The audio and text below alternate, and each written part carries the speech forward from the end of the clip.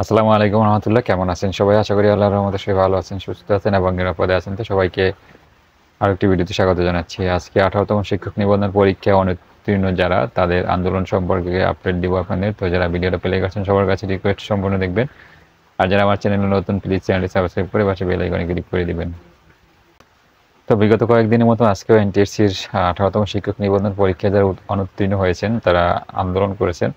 অন্যদিকে যারা উত্তীর্ণ হয়েছেন তারাও কিন্তু আন্দোলনটার পাল্টা আন্দোলনও করেছেন।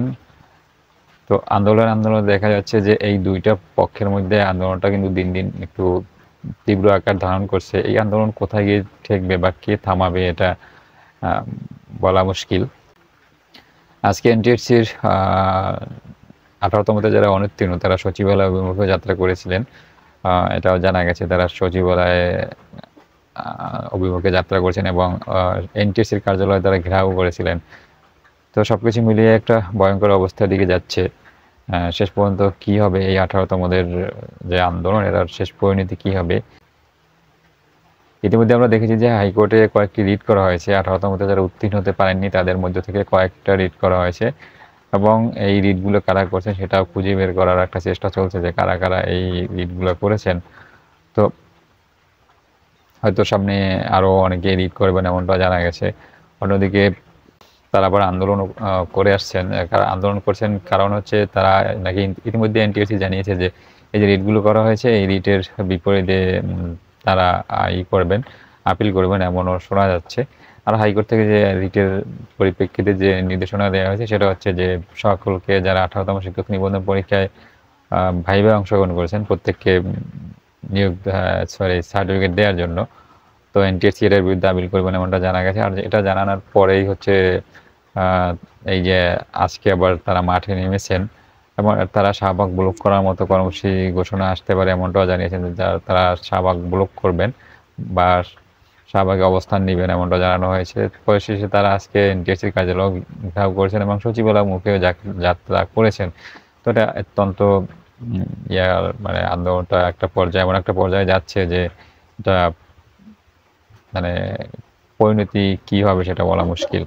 তবে এই আন্দোলনটার যে পরিসমাপ্তি করা বা আন্দোলনটাকে থামিয়ে দেয়া বা আন্দোলনের যে যারা আন্দোলনকারী আছেন তাদের সাথে বসে এটা সমাধান করার এইরকম কোনো উদ্যোগ কারো পক্ষ থেকে নেওয়া হয়নি যে এদের সাথে বসে একটা আলাপ আলোচনা করে এটাকে শেষ করে দেয়।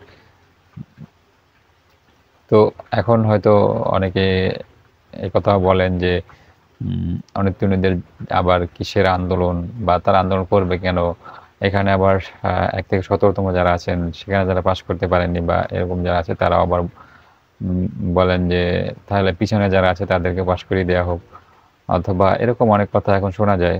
তো একটা কথা এখানে বলি যে বিগত কোনো পরীক্ষায় কিন্তু এনটিএসসির কোনো পরীক্ষায় এত বেশি পরিমাণে পরীক্ষার্থীদের ফেল করানো হয় নাই। যদি এই যথা নিয়মে মানে আগের পরীক্ষাগুলো তো এই একইভাবে ফেল করানো হতো 25-30%, তাহলে কিন্তু কেউ এটা নিয়ে প্রশ্ন করতো না।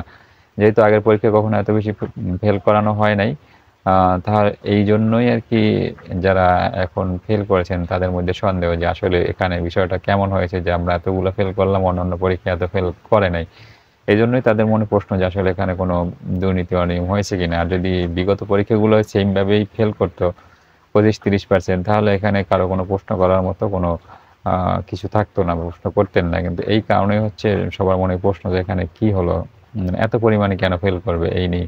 তো যাই হোক আমরা শেষ পর্যন্ত দেখব যে আসলে আন্দোলনের শেষ পরিণতি কি হয় এবং যারা আন্দোলন করছেন তারা তাদের দাবি আদায় করতে পারেন কিনা এটা আমরা সময় বলে দেবে এবং কি হয় সেটা আমরা আপনাদের জানাবো। তো যাই হোক সম্মানিত ভিউয়ার্স, এই ছিল আপনাদের জন্য আমার আজকের ভিডিও। শেষ করছি এর সাথে।